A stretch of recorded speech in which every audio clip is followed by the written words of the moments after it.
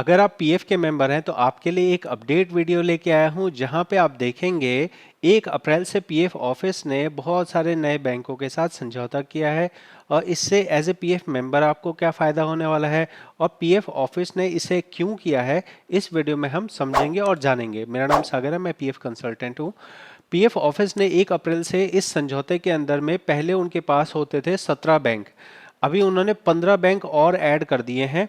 इस 15 बैंक को ऐड करने से जो उनके टोटल बैंकों की संख्या है वो हो गई है 32। इससे एज ए पीएफ मेंबर आपको डायरेक्टली आपके ऊपर कोई इम्पैक्ट नहीं आता है, लेकिन अगर आप इन बैंकों को देखेंगे तो ये बैंक आगे चल के आपको एटीएम की सुविधा देने वाले हैं।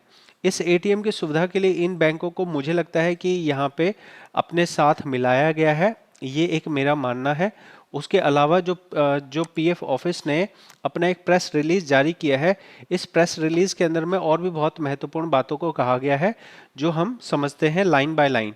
तो ये बताया गया कि ईपीएफओ 3.0 लाया जाना है। ईपीएफ 3.0 क्या है, मतलब समझ लो कि अपडेट जब जब आ रहे हैं तो उसको 2.0 बोला गया, फिर उससे आगे चला गया तो 3.0 बोला गया।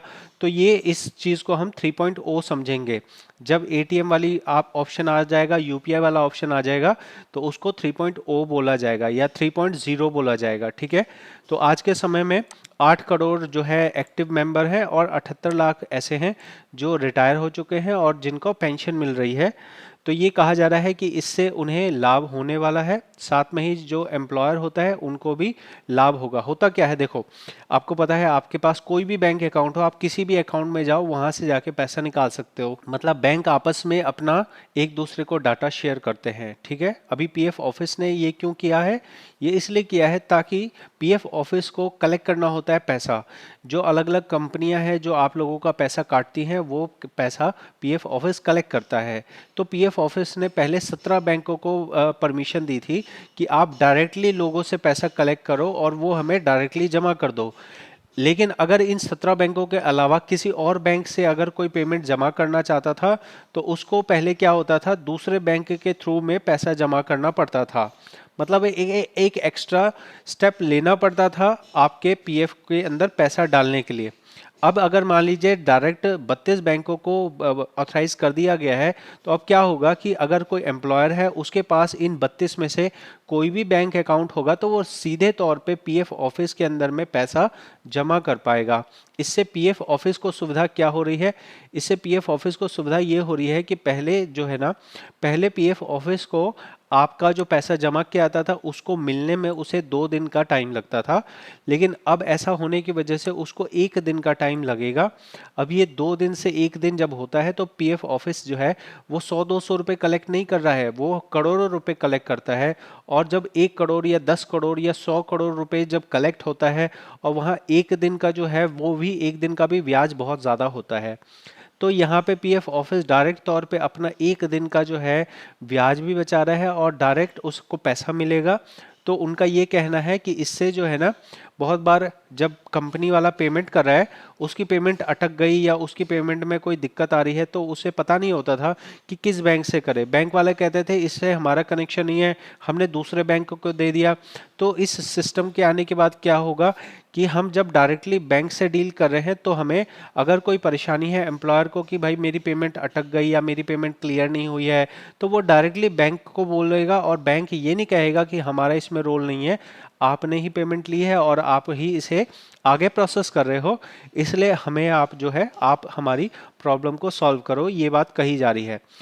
इसके साथ में यहाँ पे पीएफ ऑफिस ने बताया है कि 2024-25 के अंदर में टोटल मिला के 1.25 करोड़, मतलब कि 1.25 करोड़ ईसीआर, मतलब 1.25 करोड़ पीएफ के चालान जमा हुए हैं और 1.25 करोड़ के अंदर में जो पैसा कलेक्ट किया गया है वो 3.5 लाख करोड़ रुपए कलेक्ट किए गए हैं। मतलब जो पीएफ ऑफिस आप एम्प्लॉयज़ का पैसा इकट्ठा करता है वो 3.5 लाख करोड़ रुपए इकट्ठा करता है। तो इसको इकट्ठा करने के लिए उसको अलग अलग जगहों, अलग अलग बैंकों से पैसा इकट्ठा करना पड़ता था। तो अब इस कलेक्ट करने के अंदर में उसने जब 32 बैंकों को अपने साथ मिलाया तो अब जो है ये पैसा ज़्यादा इफेक्टिव तौर पे कलेक्ट हो जाएगा।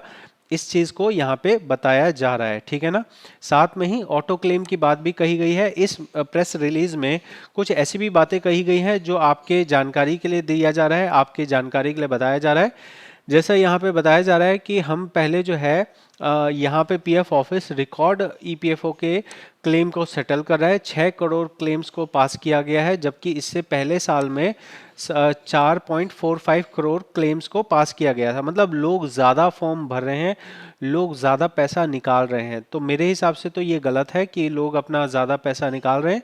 तो ये कोई खुशी की बात नहीं है, लेकिन पीएफ ऑफिस इसे खुशी की तरह दिखा रहा है कि हमने जो है रिकॉर्ड 6 करोड़ लोगों का पीएफ जो है सेटल किया है।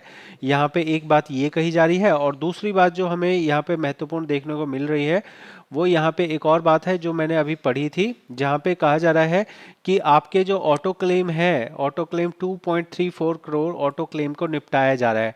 मतलब जो ऑटोमेटिक क्लेम पास किया जा रहा है वो 2.5 करोड़ के करीब ऑटो क्लेम पास किया जा रहा है, जो कि पहले 90 लाख के करीब होता था। तो ऑटो क्लेम की संख्या तो बढ़नी ही है, क्योंकि अब आपको बैंक मतलब बैंक आपका ऑटोमेटिक हो जाएगा, चेक आपको लगाना नहीं है। 1 लाख की लिमिट को बढ़ा के 5 लाख कर दिया जाना है।